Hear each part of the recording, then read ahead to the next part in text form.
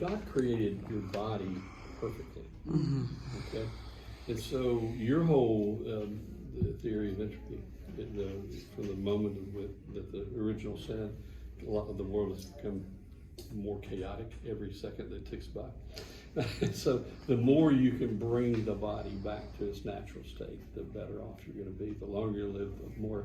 It's not the length of life; it's a quality of life that many people struggle with. I will tell you, in Europe, the expectation for healthcare is a lot different. Europe and the rest of the world, really, is a lot different than the United States. We are looking for the magic pill. Okay, they're not in Europe.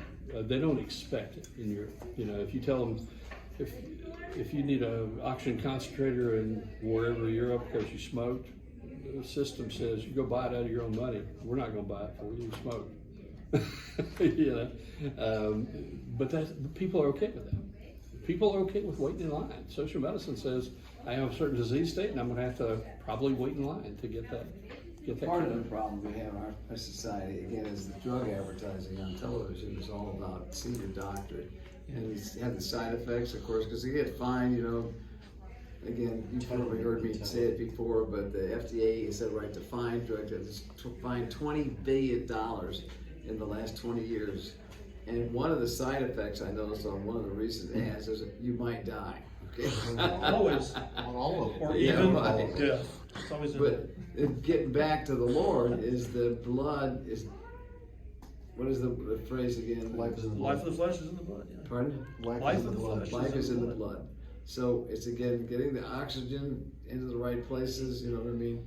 There's a lot of healing takes place when we don't know we got a problem, you know, through the exercise or some movement or I want to say something. I worked with John Reinhold, who was the founder of Medishare 30 years ago. And it came about because a group of pastors in Kentucky were trying to form a kind of a healthcare thing because pastors had a harder time getting a normal program. And so they formed this thing, and it starts with prayer. And you have a list of people to pray for in the Medishare. It's a nonprofit ministry, basically. And the idea is that if you got a problem, people will be praying for you. You can put it on the list. Okay. It's true. Hey, I need help with this or that. And so then it's proactively. And then they met a guy who was a doctor out of England he was a member of the Medishare program, and the hospital wanted to charge him $150,000 for the surgery, and he was irate. He said, that's ridiculous. It shouldn't cost more than $35,000.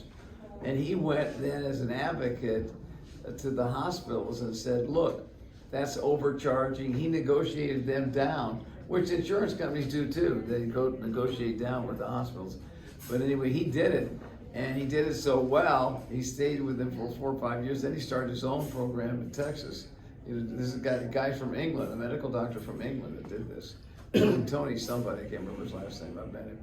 But it's a game, you know, and we've got to get back to the Lord and what he's telling us to do. But I like the Medishare concept, and it's not healthcare, it's really about healing care, you know. And, But where do you recommend in terms of this advocacy portion? Are there groups, individuals? Where do you recommend someone who doesn't know all this goes to actually say, hey, I need some advocacy? I mean, I know you have to initiate it yourself, but are there resources? If I was at this point knowing what I know, I need to find advocacy. I go to Google and Google Concierge Medicine in Jacksonville. And they have groups. It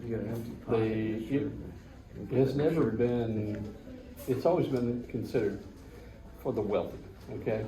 Sure, there's a doorway at Mayo where you can bypass everything. It's like, John about ate it. And it's, you know, you're going, that door is for people who are coming in to bypass what everybody else is doing. And and there's a reason why people have houses out there and why Mayo is where it is. Right. Because there's so much attractive, you know, to be able to fly in here. Right. There's so much wealth coming in here. Of course, that clinic's there because of the amount of cars in Florida and the number of fresh livers that they get because of car accidents. Right. That does more liver transplants than any other hospital in the world. My daughter does Vandy. This is what it is. She's heart transplanted in Vandy. she's the nurse, she's a nurse practitioner, but she's over the clinic for heart transplant. And there is not a shortage of hearts because of all the drug overdoses. There's Wow. 100,000 hearts a year just get dumped into the system. Oh my goodness, I didn't know that was. Oh yeah. Could you share a little bit on that? Like, what's some epidemics right now that's affecting the United States? And It's the things you watch out for are the next COVID. sure, There will be. I think that's biblical. right. There will be community health issues down the road. Those that are healthy, no matter what your age is, Sure. will do better. Those who listen, I think this is that future thing in AI, is sooner or later, somebody, the government who pays most of these bills, at some level, my hope is the government will be the honest broker in the AI, and they'll look for wellness, not just maintenance of disease, and use AI for that. The government.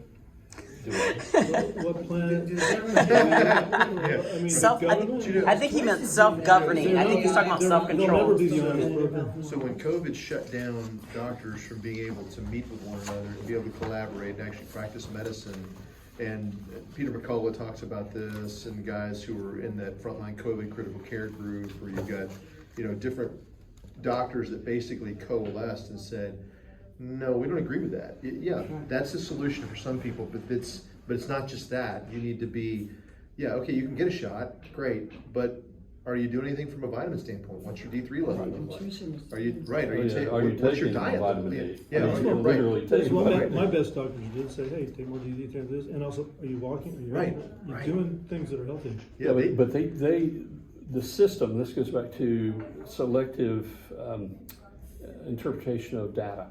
Fauci was saying, ivermectin, can't give ivermectin, it's not, the data says don't give that, don't give chloroquine, So don't give. stupid. But it was too cheap. It didn't make the money that they did. But let's make something new. So It's $1,200 a dose instead of $1 a dose. that's So he been selected well-used. out, he legitimized that with a bunch of literature that says don't use all those things. Right. What those docs you're talking about were saying, This is what works. Yeah, this is what works. If you look globally, the health of the globe, who died of COVID?